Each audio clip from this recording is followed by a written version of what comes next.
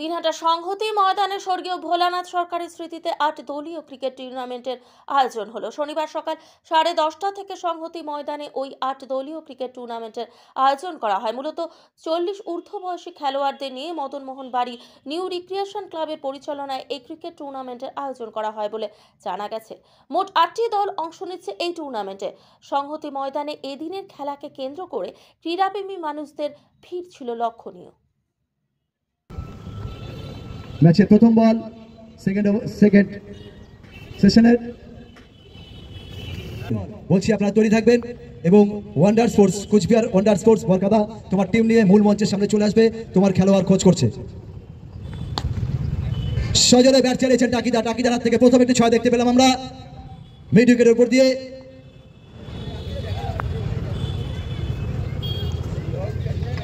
দিনেশ দা লিটন দা ব্যক্তিগত 83 রান করেছে।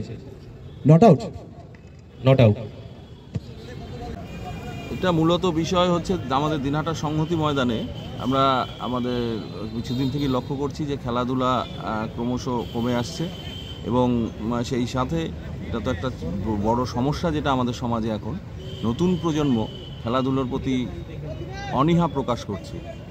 তো সেই দিক থেকে এই মাঠে যারা এক সময়ে খেলতেন তাদের আজকে 40 বছরের ওপরে বয়স হয়ে গেছে।